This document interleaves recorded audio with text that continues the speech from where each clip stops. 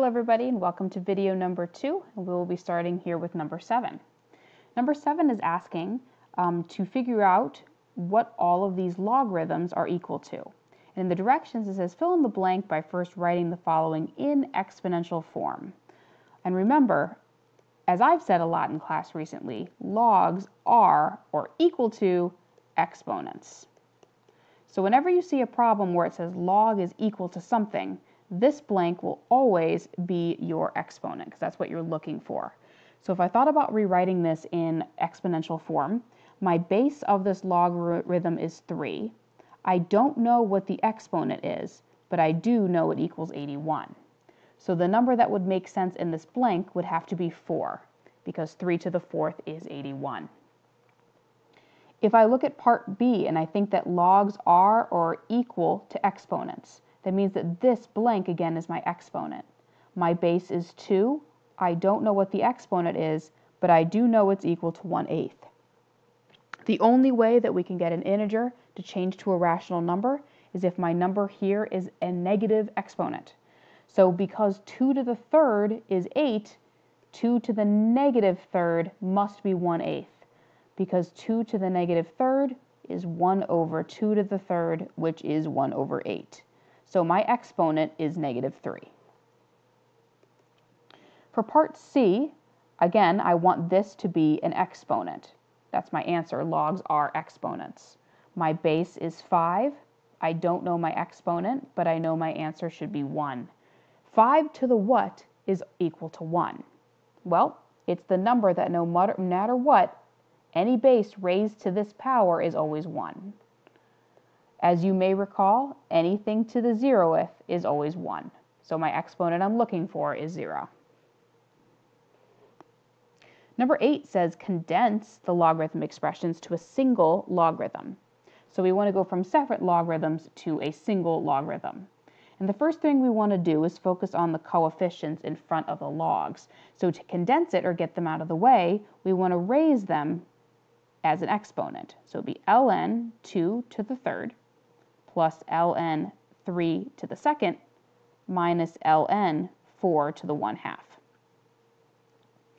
If I then would like to simplify these, I definitely can. I could make 2 cubed really 8. So I could do ln of 8 plus ln of 9 minus ln of 4 to the 1/2. Remember that this is really the same thing as the square root of 4, so it's really ln of 2. My goal, though, is still to get this to a single logarithm or a single natural log.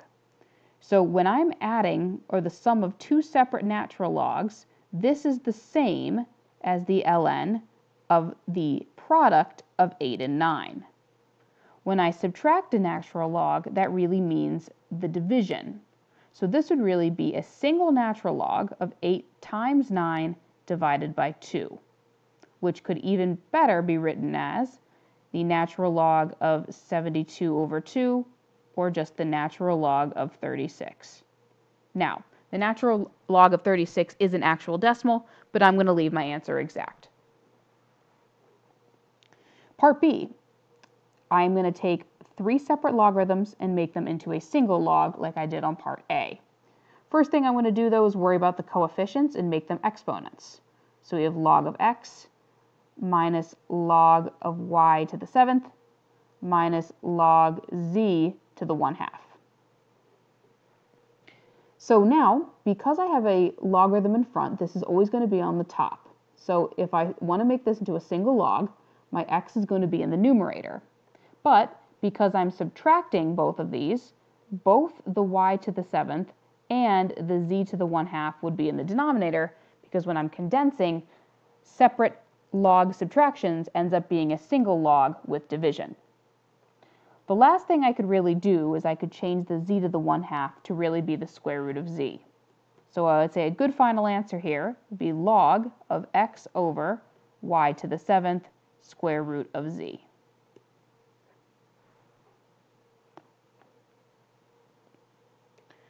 Number 9 is the exact opposite of number 8. Now I'm asking you to expand the logarithm. So we want to go from a single log to multiple logs.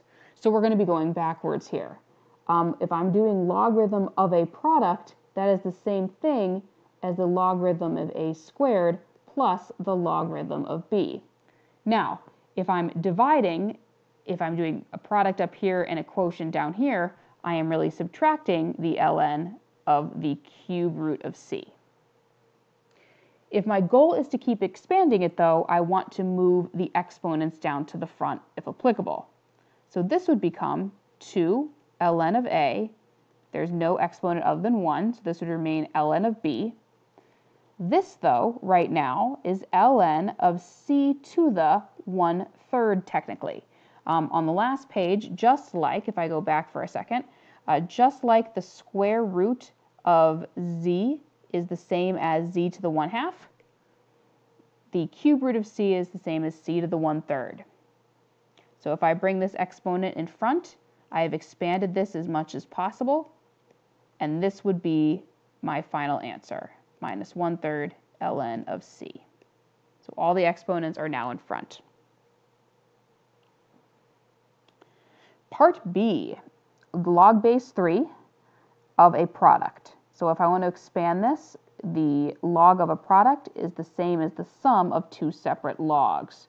So I would have log base 3 of z to the 4th and log base z as the square root of x. If I would like to keep expanding, I want to bring my exponents again down in front. So the first part would become 4 log base 3 of z. The second part, remember this again, is really log base 3 of x to the 1/2. And if I bring that in front, my answer would be 4 log base 3 of z plus 1/2 log base 3 of x.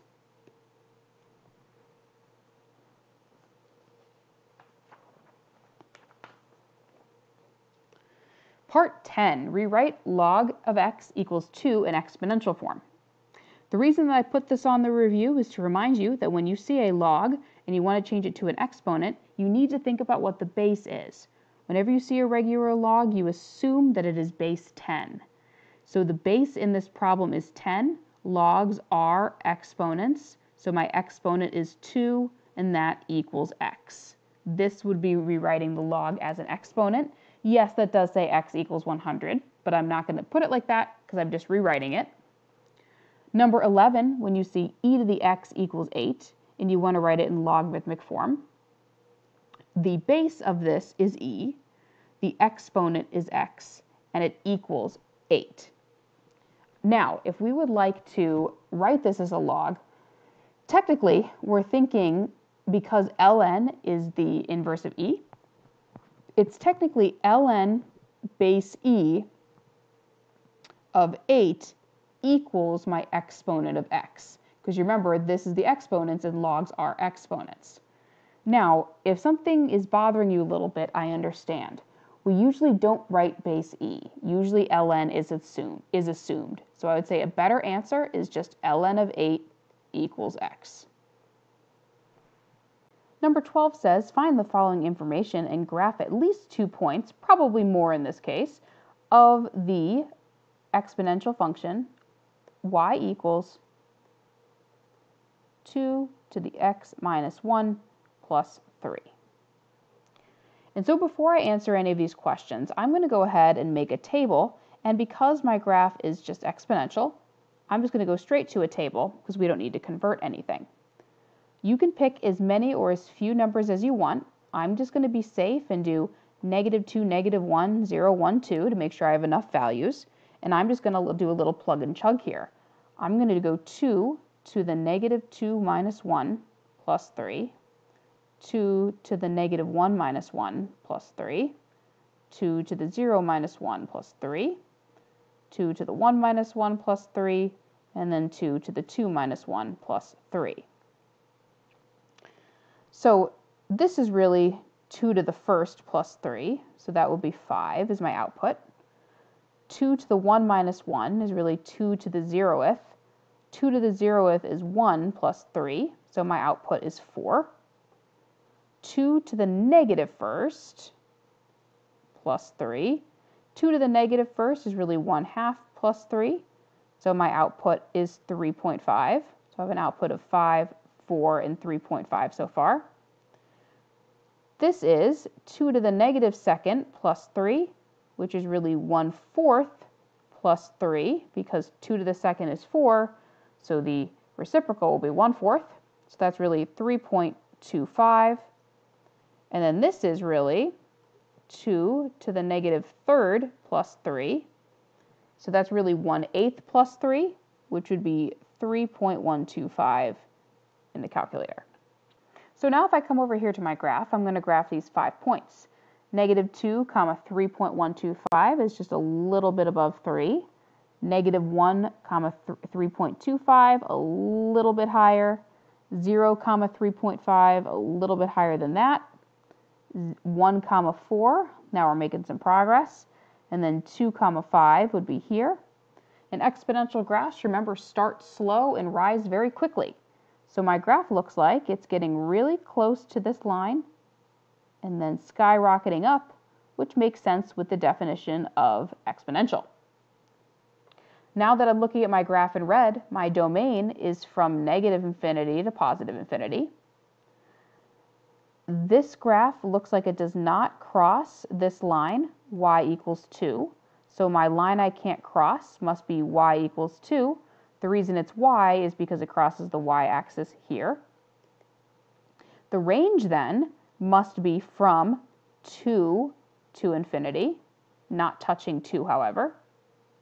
And my intercepts, I only have a y-intercept. I do not have any x-intercepts because it does not cross the x-axis. So my intercept is only right here, which according to the table is 0, 3.5. Number 13, unlike 12, asks us to graph a log function, not necessarily exponential, but they are inverses. So the first thing I want to do, just to help the understanding, is to find the inverse of this log function. Think of things in terms of exponents or exponential functions, and then go on and graph it from there. So let's at least in this video find the inverse. Whenever we're trying to find the inverse, the first move we want to do is switch x and y. So if I look at my original equation, I have y equals log base 4 of x plus 2. And so if I want to find my inverse, I'm going to switch these two values, and I would get x equals log base 4 of y plus 2. And my goal is to resolve for y. In order to do so, I want you to notice that if I want to go from a log, and I'm thinking inverses, I need to get an exponential out of this. 4 is my base, and x is my exponent, because again, logs are exponents. So I'd have base 4 to the x is equal to y plus 2. So if I want to resolve for y, I would have y equals 4 to the x minus 2. So this is my exponential function, or my inverse, that I'm going to work with. And so the reason I have table or tables here is the first thing I want to do is find a table for the exponential graph, but then because exponentials and logarithms are inverses, I want to find another table for the log base 4 of x plus 2 function. And that is what I'm going to graph on here. And so just like the last example, let's focus on the exponent first and do -2, -1, 0, 1, 2. So if I start my process, I'm going to at least plug these values into here. That would be 4 to the negative second minus 2, 4 to the negative first minus 2, 4 to the 0th minus 2, 4 to the first minus 2, and then 4 to the second minus 2. This would get me an output of 14. This would be 2. 4 to the first is 1. 1 minus 2 is -1. 4 to the negative first is 1/4, which is 0.25 minus 2, which is -1.75. And lastly, 4 to the negative second is 1/16 minus 2, which gives me a lovely answer of -1.9375. What a joy.